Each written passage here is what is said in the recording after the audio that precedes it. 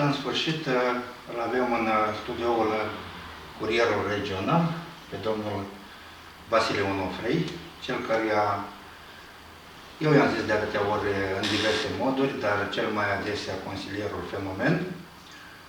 Și așa cum știți, de ceva vreme am lansat provocarea publică să vină în studioul Curierul TVR, tocmai pentru a pune punctul pe I, așa cum ne place tuturor, nu doar mie, ci și dumneavoastră, tuturor botoșaninilor, în politica de actualitate. Bine ați venit, domnul Vasile Onofrei. Să trăiți, domnule Moroșanu, bine v-am găsit în nou studioul noastră.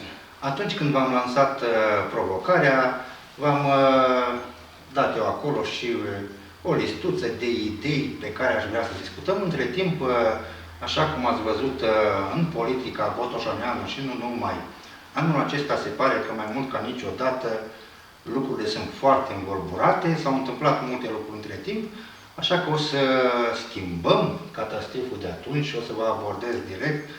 Spuneți-mi, vă rog, în ce calitate vom discuta astăzi în fața botoșenilor, în ceea ce vă privește. Dragilor, în calitate de Consiliu Local al Comunei Eminescu, Consiliul de 8 ani de zile, un mandat la Partidul România Unită, al doilea mandat la PNP.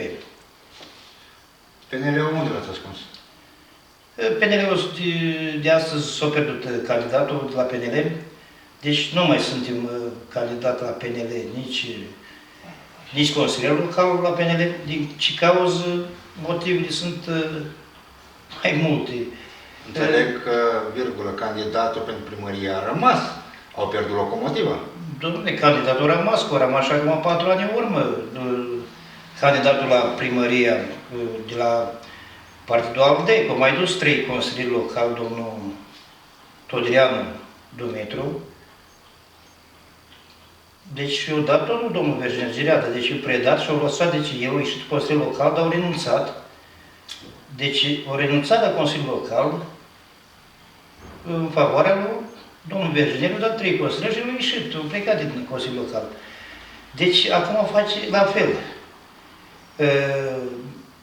La început am început să colaborăm bine, ne-a abordat, înainte nu vrea să candidez la primăria mea Eminescu, că nu sunt șansă, nu are familia, e probleme, nu mai candidează. L-am pus pe domnul Ciobanu, Petriche.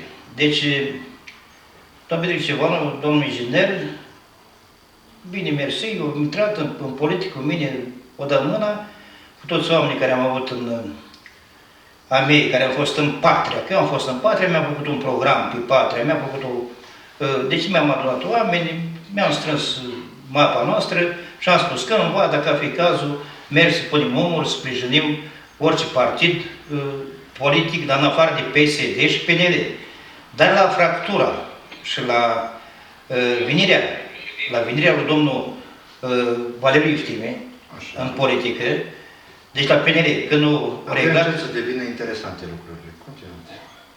Deci aici, când a venit domnul Valeriu Iftime, mi s-a părut, domnule, o alternativă. PNL-ul. Deci au luat capul de sus și le-au trimis în locul lor. Deci, domnul Virginia Gireadă, pe domnul Iftime, pe domnul Dulgheru, pe domnul Costel Șoptică, deci au făcut ale curățării. Când am văzut o curățărie, zic, băi, mă duc frumos, cu brațele deschise, să mă predau PNL-ul lui Iftime. Deci eu pentru domnul Iftime am intrat în PNL. Nici într-un caz pentru domnul doctor al puicuților, că domnul doctor se cheamă al puicuț, nu al oamenilor, că eu nu e doctor de oameni, e doctor de puicuț. Da, spuneți, așa cum spuneți dumneavoastră, dar trebuie să vă întrerup. Dacă greșesc, mă corectați, dacă nu, argumentați, susțineți ce spun eu. Eu din ce știu, și după ce v-ați orientat către PNL, odată cu accederea domnului Iftime la conducerea județeană a PNL-ului, dacă nu greșesc, la un moment dat, propunerea pentru ca domnul Todrianu să fie candidatul pentru primărie la Mihai Eminescu a venit de partea dumneavoastră. Da, ok. Am spus, doamne, mergem cu un om care, deci om care să aducă un plus valoare pe raza comunei Mihai Eminescu, deci îi facem campanii candidatul nostru, deci să fie domnul Todreanu, l-am scos dar ei, cum ar veni de la conducere de sus, mi l-au propus pe domnul Ciobanu. Domnul doctor Todreanu dă de plasă, deci să luăm pe, vorbim pe românește, domnule, să ferea. Nu vrea să mai candidez împotriva lui domnul Berginel Gireacă. Nu mai vrea să candidez, că o treasă odată, deci s-a făcut de rușine odată. Și nu mai vreau să candidez. Acum a fost împins. Dacă a fost împins, vă spun public și mi-asum ceea ce spun. Domnul Petricu Ciobanu, deci l-a eliminat și pe omul ăsta, l-a trimis acasă după ce a muncit omul ăsta în PNL. Acum mi-e rândul. Am încercat să colaborez bine cu domnul doctor, dar nu a trimis domnul prefect. El s-a amestecat domnul prefect Cornel, că i-a și lui numele aici, s-a amestecat în organizația Mihai Eminescu. Mi-a dus o doamnă care știe intrarea numai și ieșirea din comuna mea Eminescu și alt băiat care tot așa știe, venit acum, e mai mult cu mașini, cu second-hand, așa. Deci mă interesează firma lui sau nu mă interesează ce are el. L-au pus pe listele eligibile. De acum nu mai vede niciun locul, că locomotivul. Eu am înființat pe data de 8 organizația mea Eminescu. Dacă știți foarte bine, am dat alarmă la toată echipa mea din la Mihai Eminescu, care am fost în Patria. Am fost toți oamenii mei, am intrat în PNL. Pe data de 9 martie, aici ați avut în sediul dumneavoastră trecerea în direct, la Patria la PNL. Dom'le, știți față cu secretarii PNL. Sigur. Dom'le, așa de bine am fost mângâieți, așa de bine mi s-a făcut deci intrare în PNL din Abețair. Și ieșirea nu tot așa? Ieșirea este foarte bine că am ieșit eu, dar vă spun drept, voi ieși cam dur, că voi depune și o plângere împotriva lui doctor Todreanu, deci pentru un abuz, adică el pur și simplu m-a dat acolo, m-a sunat dimineață, nu mai faci parte din grupul PNL, nu mai faci parte din organizație, nu mai faci parte dintr-o funcție, așa, gata, acasă. Deci cum ar veni că după semnături, am strâns semnături, oameni, campanii, bani, cum se mai folosește la aurul ăsta, așa, ei s-au luat după dânsă, cred că, cam așa ceva. Mi-a folosit frumos, gata, s-au șters mânuțele și a crescut. Acum, cum să vă spun, mie nu-mi pare rău de doctor Todreanu, mie-mi pare rău de domnul Iftimi. Că trebuie să învețe mai ceva mai nou, nu ce au făcut domnul Iftimi, cum i-a executat și pe ăștia, așa m-a executat Todreanu pe mine. De ce credeți că a avut domnul Todreanu decizia aceasta? Când înțeleg din ce spuneți că n-ar fi fost respectat într-o anumită măsură statutul, pentru că e vorba de o decizie luată unilateral, rapid.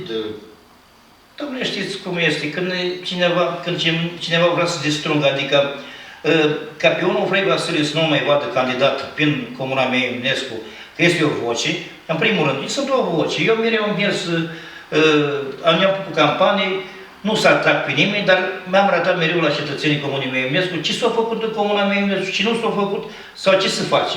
Oricând am dus în Consiliul Local, toate dezbaterile am dezbătut în Consiliul Local. Și la cetățeni le-am spus, le-am postat pe grupuri, pe Facebook, pe oriunde, deci le-am dus la științare pe toți. Acum, cum să vă spun eu? Domnul doctor Todreanu s-a grăbit.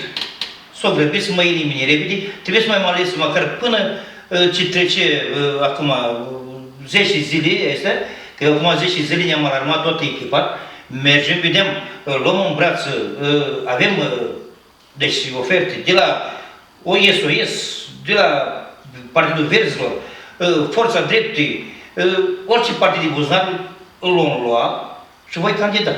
Onul Frei Vasile, voi candida împotriva lui doctor Todreanu. Nu că mă ține, eu sunt om, am 53 de ani, sunt locuitor al comunii mea Eminescu, acolo m-am născut, acolo am crescut. Deci lumea mă cunoaște. Deci în loc să fiți coechipieri, veți fi adversari. Da. Aici dumnealui asta a vrut om. Cât timp domnul Todreanu... Dacă tot dumneavoastră sunteți cel care l-ați readus în politică. Da.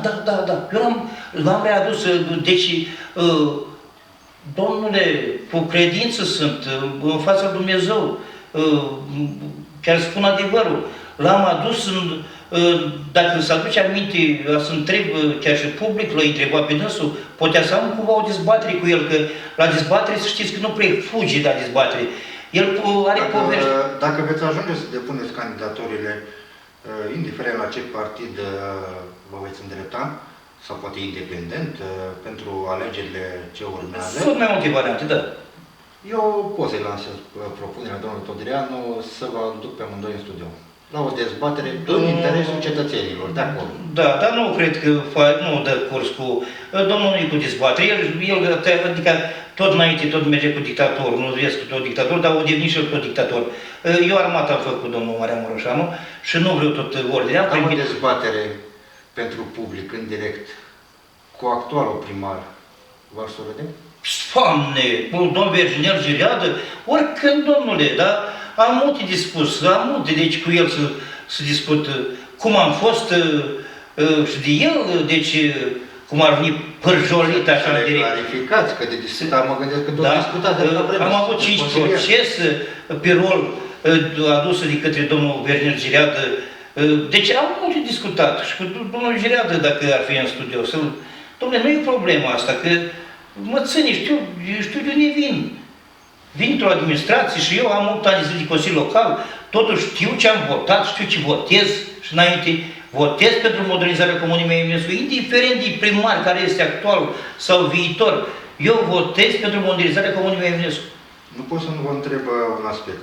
A spus mai devreme de domnul Todrianu, candidatul în continuare al PNL-ului pentru primăria Mihai Eminescu, și ați folosit dumneavoastră sintagmă că a preferat să renunțe la o voce puternică, adică la dumneavoastră. Haideți să înțeleg un lucru. Sau spuneți-mi cum vedeți dumneavoastră lucrurile. De ce un comandant, un general, un șef de echipă și-ar trimite în rezervă un locotenent bun pentru a lupta fără el? Să înțeleg că nu vrea să câștige? Eu vă spun aici, cât timp, dacă omul nu este corect față de nu-ți iubește aproapele degeaba. El cât timp a cuplat, el a cuplat de la prefect, de la Costică, de la domnul Costel Șoptică, de la domnul Virginel Gileadă, de la toți intruși în partid. Deci a devenit partidul PNL acum, a dus din, fără oameni cu experiență.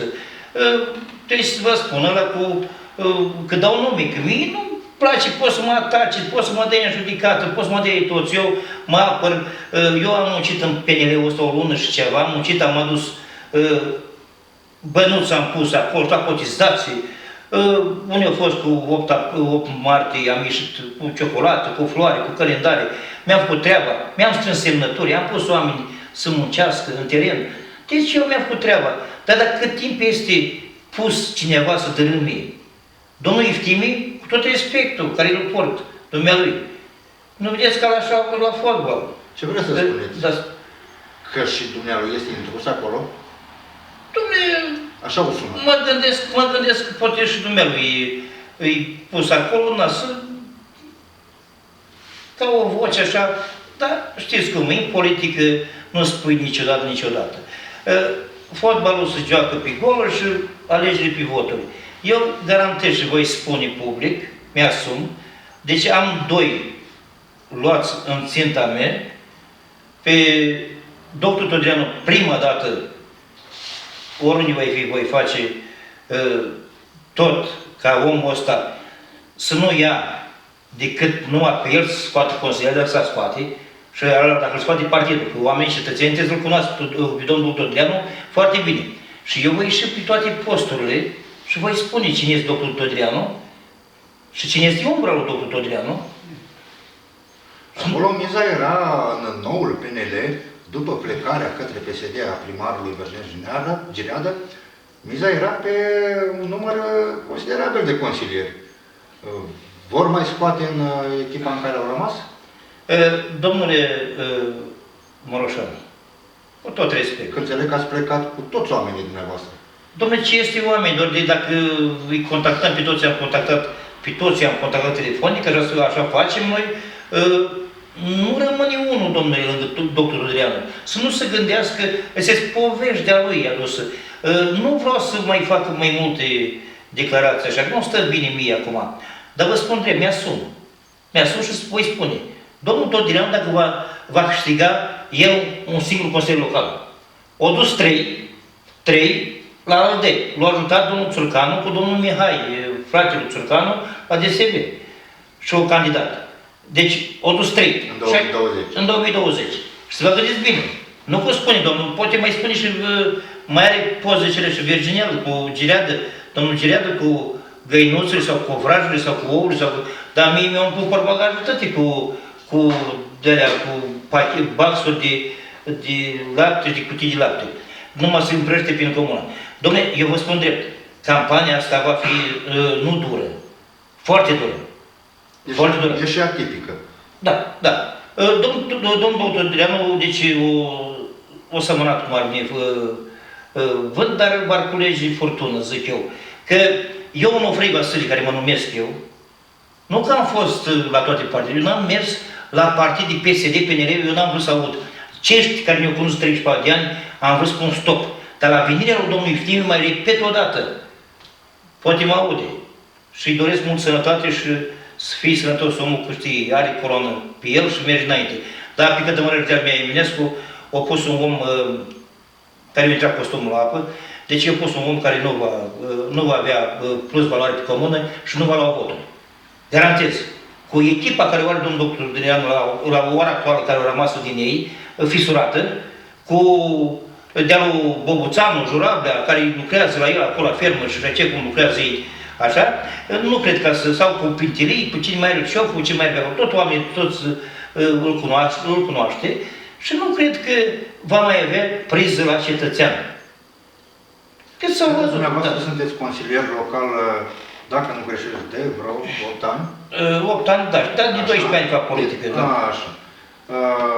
Acum anul ăsta ați jucat sârba partidelor la modul în care botoșenenii de acum știu, pentru că noi, Curierul Regional, am tot mediatizat pericolul dumneavoastră prin politica locală. Spuneți-mi, din punctul dumneavoastră de vedere, la ora de față, ce fel de om credeți că le este necesar celor din comuna Mihai Eminescu? Nu prin prisma dumneavoastră, ci prin prisma lor, prin ochii lor. Aveți în fiecare zi contactul cu ei. Ați alergat și între cele două repere electorale, 2020-2024, pe străduțele comunei Mihai Eminescu. Ați mers și atunci când oamenii uitaseră că mai există partide. Domnule Mureșanu, cetățenii comunei Mihai Eminescu mă știe, eu am pus mereu umărul la oameni nevoia și am ajutat mereu. Oricând nu apela la mine, am ajutat. Am fost lângă ei, niciodată n-am refuzat să-l ajut pe un năcăjit. I-am ajutat. De unde am avut, de unde am avut. Deci le-am dat și lor. Oamenii mă cunosc foarte bine. Știi cine sunt eu nu trădez. Mulți se spunea, domnule, nu trebuie 20 de primari la toate partide de câte un primar. Domnule, și nu vă uniți, dacă vreți totuși ceva să dați jos pe cineva, veniți cu soluții, veniți și faceți în loc schimbări. Că vorba ce e, să luăm pe partea cealaltă. N-ai cum să-l dai jos pe Virginel, nu-i ud acum să-l dai jos pe Virginel Gireată. Când e ud, el omul se schimbă, mai face, aduce proiecte, va aduce omul, deși el are electoratul lui, care, vă spun drept și sincer, că asta am discutat la firul ierbii, la orice cetățean al localității comunii Mihai Eminescu, la Casa Omului, la firul ierbii, cum se spune pe românește, așa, discutând cu dumnealor, spune, domnule, dar nu trebuie, deci nu puneți umuri, vă uniți. Asta am făcut-o, m-am unit. Cu cine m-am unit? Deci cu Satan. Domnul Vasile, Onofrei, am înțeles cum stau lucrurile acolo. Deci domnul Todileanu va merge înainte cu echipa care a rămas în jurul domniei sale sub blazonul PNL. Din ce înțeleg tot în bătălie pentru primărie, că nu mi-e greu să accept că PNL-ul Mihai Eminescu va face blat cu un alt candidat. Sau poate doar dacă face cu dumneavoastră cândva, nu știu. Spuneți-mi, ați luat în calcul reușiți în timpul scurt rămas până la termenul depunerii dosarelor să candidați pe listele altui partid? Domnul Marian Marușanu astăzi vă anunț public că voi candida. Voi candida la funcția de primar. În 10 zile este mă duc pe brânci, semnături. Toți cetățenii merită că ați mai construit un partid într-o săptămână. Da, sigur că da. Deci, domnule, altă față o facem, dar vă spun drept că aici avem echipă. Vasilul nu avut mereu o echipă fulgeră. Unde am fost, am avut activități, dacă ați văzut. Ăsta este secretul lui Vasilul Nofrei, echipa? Fulger. Și Fulger. Echipa Fulger, da. Deci ei nu răspund la comenzi, dar numai între noi, care suntem noi un grup strâns, care noi nu am trădat, domnule, noi între noi nu am trădat. Noi nu ne-am folosit, adică să trădăm, cum o trădat domnul Tudreanu. Dom'le, el nici la 12 ceas acum nu-ți dă seama că el este folosit de niște oameni care îți băgați, domnule, pe ușa din spate. Cine îi folosește? Cum? Cine e cel care îi folosește? Domnul Verginel Gireadă. Domnul Verginel Gireadă e ca moaște pe calendarie. E acolo, domnule, lângă dânsi, domnule, că o-ți băgați acolo infiltrați. Domnul doctor Irenci, acum la ora actuală, el nu știe la ce oră vine ploaia, dar ploaia vine când vine. Dar vă spun drept, sunt oameni infiltrați. Când eu am spus și voi spune public, mi-asum. Eu n-am făcut plat cu nimeni, să vină cineva să spună, eu stau de vorbă cu toți. Am făcut poză cu Șoșoacă, am făcut poză cu Simion, am făcut poză cu Cristian Diaconescu, am făcut poză și cu Ciucă, domnule, am făcut poză și cu Orban, la Iași, când am fost la unirea Principatelor. Deci, nu mă feresc de poză, fac oricine, eu sunt om din popor, om al muncii, care deci nu mai dă înapoi din fața căminilor. Ați cunoscut mulți politicieni de frunte, oameni din politica românească, din diverse partide, de la vârful politicii, cu care v-ați întâlnit, ați avut discuții de-a lungul timpului, cu care dintre ei v-ar place să mergeți cu umăr la umăr într-o luptă cinstită și cu care dintre ei ați procedat precum Ceaușescu cândva, după întâlnire, se spăla pe mâini cu spirit? Domnule, e cam greu de spus aici, dar vă spun drept, că eu acum, la ora actuală, nu că tot ce mi se oferă, chiar mă bag. Dar, lângă, aș fi acum, eu personal, mi-aș lua vocea României, domnule, vocea lui Șoșoacă. Nu voi face blat cu nimeni, nici să-mi treacă pe cap vreodată când mă duc în Consiliul Local, n-am avut opoziție. Deci au scos opoziția 6 consilieri locali, 2 le-au dat PSD-ul, fără să-i cunoască. De unii vine și unii pleacă. Deci nici intrarea, nici ieșirea comunii nu știa, dar le-au dat PSD-ul. Cu PSD-ul ce spune? Băi, ei nu înțeleg că la locale se votează omul, nu partidul. Cu partidul la o chestie... Deci în 2020 PSD-ul a avut 2 consilieri. 2 consilieri locali. Așa, dumneavoastră fiind consilier din partea PMP, știți bine ce spuneți.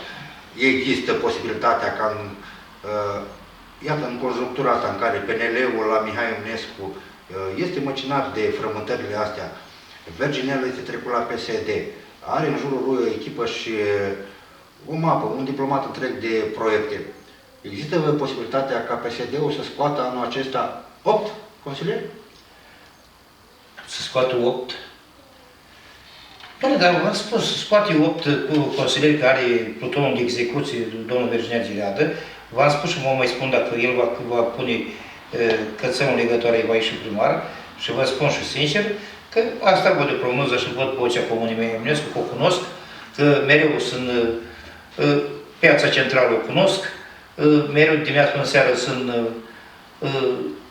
pentru ei, pentru cetățenii, cunosc vocea comunii și îmi dau seama. 8 consilieri al lui Verginel și 2 care mi-a dat PSD-ul, 10. Deci vă gândiți bine. Vor fi 10, da? Vor fi 10. Că ne vrem, că nu ne vrem, la plecarea mea, chiar că mai că va ia aurul, va lua și aurul un consilier local. Și altfel spus, alegerile de anul acesta, prin prisma modului în care se foarte lupta asta în pre-campanie și o să vedem cum o să fie și în campanie, în loc să ducă în jos scorul obținut de actualul primar prin plecarea la PSD în mod mai puțin agreat de unii, va crește din cauza frământărilor, nu? Sigur că da. Aici nu s-a luat în calcul, Deci și anul acesta Virginel va fi primar pus tot de PNL, practic. Da. Da. Deci nu recunoaștem. Eu vă spun sincer, că n-am nimic cu acest om. Mi-a făcut 5 dosare, domnule. Am avut 5 dosare în tribunal cu el. Dacă mă credeți, că știți cum e. Un avocat e 2500 de lei acum să-l plătești. Apoi eu scoteam vițelul pe o portiță, îl dădeam pe alții, îl duceam la avocat bani. Am ieșit la rampă când am început a spune în Consiliul Local, am întrebat și eu pe domnul secretar ce s-a făcut cu tabla de pe renovările școlilor, cu tabla de pe școli, cu plasele de gare, cu stâlpi, cu copaci de pe plopi, de pe marginea zonei. Unii au dus, unii au cubat, cui au dat, ce a făcut. Știi ce mi-a zis explicația domnul Virginel? Dacă te interesează foarte bine, la mine acasă. Mergi numai. Mergi. Deci asta a fost răspunsul dumnealui și de acolo a început... Și v-ați dus? Domnule, nu era că eram construcții casele acolo, nu le-am mai văzut atunci că eram construcții, dar mi le-au ratat pe la primărie, pe acolo, pe la un depozit, pe acolo, pe asta spate, înseamnă că e gospodarul. O știu să facă și pentru comună și pentru el. Doamne, știți ceva, mult să plâng. Încă mai trăiește un primar într-o comună din Botoșani, care probabil un singur mandat a avut și cred că ultimul din viața lui și singurul primar care a avut situația asta de aici, au avut bani primiți de la guvern și de la județ și o dat înapoi sub pretextul că nu știu ce să facă ei. Dacă e de Virginel, el știe, nu să-i facă. Cum îi pune la locul lor acolo. Ori e mai mulță că el de asta.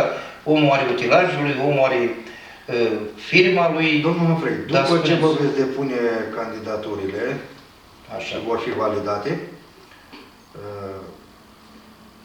mai veniți în studio cu TVR să prezentați proiectele? Domnul Marian, oricând vin în studio și doresc să vin cu echipa mai nouă, deci am acești, nu pot să zic că echipa mea este, țin la ei, invesc aproape, oriunde am fost împreună, domnule, dintr-o pâine toți ne-am hrănit, dar vă spun drept, ruptura asta ce a făcut-o domnul Todrianu astăzi, nu că m-a îmbolnăvit, m-a întărit, domnule. M-a întărit. Știți să cred că l-a întărit și pe Virginel. Da, pe asta l-a întărit și pe Virginel, și să vă spun tot eu. Că ei nu știau cum să mă rup mine de acolo din PNL. Asta a fost varianta lui Virginel și îl spun și îl salut prin... eu mers, ok. Ăsta e om care știa juca. Și joacă bine, domnule. Știți cum? Eu mers. Nu vedeți ce spune? Când mai minte el cum respiră, asta e treaba. Că dacă, cum spune doamna Udrea, dacă nu minți în politică, nu te votează nimeni. Nu te votează. Ca și în război. Ca și așa. Domnule, nu vezi că vin promisiunile astea electorale acum? Că ei, odată la 4 ani, trebuie să vină cu promisiuni. Domnul doctor Todrianu nu mai are ce promite.